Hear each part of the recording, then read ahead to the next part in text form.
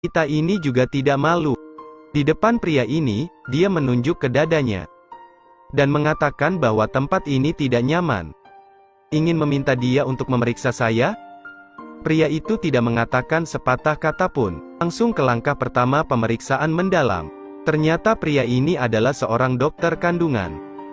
Meski setiap hari banyak kontak dengan remaja putri. Tapi sejauh ini dia masih lajang. Di bawah impotensinya, dia hanya bisa mengandalkan penglihatan untuk menyelesaikan urusan seumur hidupnya. Tapi setelah menatap matanya berkali-kali, pada akhirnya, tidak ada yang bisa menangkap matanya. Sampai hari ini, seorang wanita berkacamata hitam datang ke rumah sakit untuk memeriksanya. Setelah melihat laporan inspeksi, dia tiba-tiba membeku. Dia tidak tahu bagaimana menjelaskannya kepada wanita ini. Kemudian dia dengan ragu-ragu berbicara dengannya. Dia menderita kanker serviks stadium akhir. Ketika wanita itu mendengar berita itu, seluruh tubuhnya tampak runtuh. Melihat itu, pria hebat itu terus-menerus menasihatinya untuk sedikit lebih optimis. Tapi wanita itu tidak bisa mendengarnya, jadi dia pergi dengan air mata berlinang. Awasi dia saat dia pergi. Dai Luong merasa sangat menyesal. Tepat ketika dia mengambil catatan medis di atas meja, dia tiba-tiba menemukan dirinya memegang file yang salah. Jadi buruan mengganti. Pergi ke teras, saya menemukan wanita bersiap untuk melompat. Daliang buru-buru menjelaskan padanya, bahwa ini adalah kesalahannya. Pada saat yang sama, dengan tulus meminta maaf padanya. Tapi, wanita itu berkata, selama dia akan melompat turun, maka aku akan memaafkanmu. Daliang hanya bisa perlahan berjalan ke sisi teras. Melihat sosok besar itu, seluruh tubuh bergetar. Begitulah cara wanita itu melepaskannya. Tapi kematian bisa diabaikan. Dosa sulit untuk diampuni. Kemudian wanita itu menetapkan 3 syarat baginya untuk memberinya kompensasi. Sama seperti itu, hari-hari sulit akan mulai menimpa kepalanya. Malam sepupu jauh yang hebat dari kampung halamannya ke Beijing. Pada saat yang sama membuat tekad untuk tinggal di sini. Jadi agen membawanya pulang. Dini hari berikutnya, Daliang bergegas. Berlari ke toilet memecahkan hal terpenting dalam hidup. Tanpa diduga, sepupu saya tiba-tiba membuka pintu kamar mandi.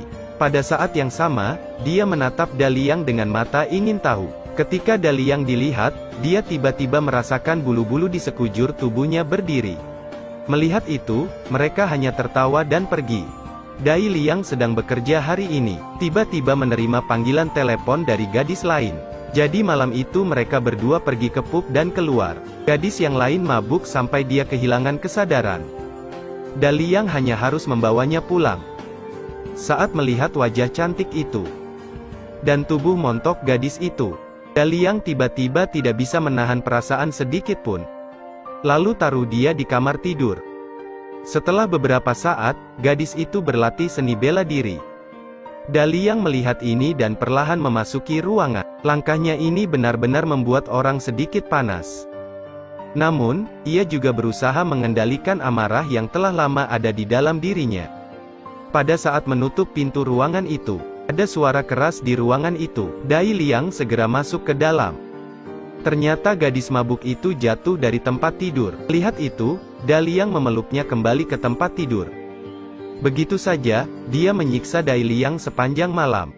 Keesokan harinya, Dai Liang menyarankan agar dia merekomendasikan pekerjaan itu kepada sepupunya. Mendengar ini, sepupu saya sedikit tidak senang.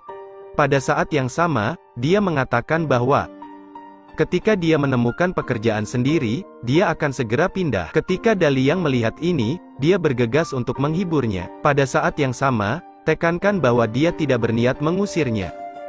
Dai Liang sedang melatih tubuhnya hari ini. Gadis itu menelepon lagi. Dai Liang menerima panggilan telepon. Bergegas ke kantor gadis itu. Tak disangka, begitu masuk, gadis itu bertanya seperti apa tubuh Dai Liang. Dai Luong dengan percaya diri berkata bahwa tubuhnya sangat bagus. Wanita itu kemudian menyuruhnya duduk di sofa. Pada saat yang sama, dia membuat permintaan besar untuk melihat tubuhnya. Begitu Daliang mendengarnya, dia mengira kesempatannya telah tiba. Kemudian tidak sabar untuk melepas pakaian luar saya. Tetapi tidak menyangka, bahwa Dai Luong berpikir bahwa keduanya akan membuat karya seni bersama. Tanpa diduga, itu menjadi pertunjukan solo. Tapi demi mengungkapkan rasa terima kasih, gadis itu berkata bahwa di malam hari dia akan pergi ke rumah Dai Liang sebagai balas dendam. Mendengar ini, hati Dai Liang mulai bahagia. Malam itu, Dai Liang bisa membawa pulang gadis itu sesuai keinginannya. Pada saat ini, sepupu saya belum kembali. Tetapi ketika gadis itu mengetahui bahwa Dai Liang dan sepupunya tinggal bersama, segera melepas mantelnya. Satu sisi bertanya kepada sepupunya kapan harus kembali. Dai Liang sedikit ragu, kemudian melihat ke atas pada saat itu. Untungnya, waktunya masih cukup, jadi aku segera berlari ke kamar mandi untuk mandi. Segera, keduanya duduk di sofa untuk pemanasan. Tiba-tiba lampu padam. Ketukan di pintu mengagetkannya, tapi untungnya dia cepat tanggap. Sepupu di rumah yang tepat ini. Melihat ekspresi panik keduanya, sepupu itu sepertinya mengerti sesuatu. Jadi buat alasan untuk pergi makan. Karena malu, dia meninggalkan ruangan. Malam ini, Dai Liang sedang makan siang.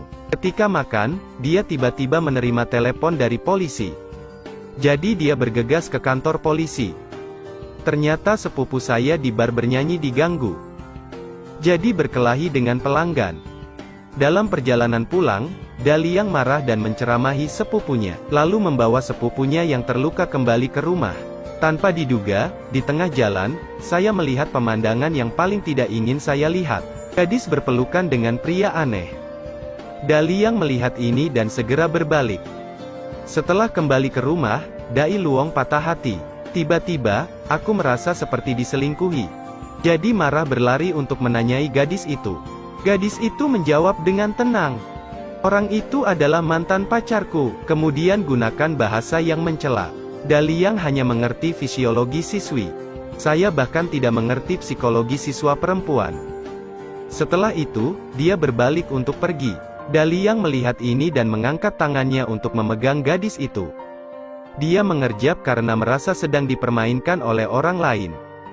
Tapi gadis itu berbicara dengan keras. Jika Anda tidak bisa bermain, jangan bermain. Jadi masa benar-benar marah. Satu sisi telanjang. Satu sisi mulut berkata untuk bermain, lalu mainkan. Siapa yang takut? Siapa yang akan mengatakan, mengapa tidak melepasnya selanjutnya? Ini yang kamu mau kan? Itu benar, hanya bercanda. Dari sekarang, kami berdua keluar dari hutang, tidak ada yang berhutang kepada siapapun. Melihat gadis itu melakukannya dengan murah hati mulai panik. Jadi dia mengambil barang-barangnya dan berbalik untuk pergi. Setelah ini, hubungan antara mereka berdua tidak tampak semesra sebelumnya. Lebih tepatnya persahabatan. Sampai hari ini, Dai Liang sedang makan bersama teman-temannya. Ketika dia bertemu gadis dan pria itu, gadis itu juga memperkenalkan mereka berdua. Ketika pria itu keluar untuk menerima telepon, Dai Liang melihat saat dia masih muda. Ayahnya mengajaknya bermain dengan kuda kayu. Sayangnya mengalami kecelakaan. Sejak hari itu, dia tidak pernah bermain komedi putar. Dai Liang mengetahui hal ini, memutuskan untuk membantunya keluar dari ingatan malang ini. Jadi, membawa gadis itu ke taman hiburan. Melihat pemandangan ini, gadis itu sepertinya mengerti sesuatu. Jadi sangat ingin menolak, tetapi, di bawah perusahaan Dai Liang, gadis itu akhirnya dengan berani keluar dari ingatan yang tidak menguntungkan ini. Persis seperti itu, mereka berdua hidup bahagia selamanya. Tamat.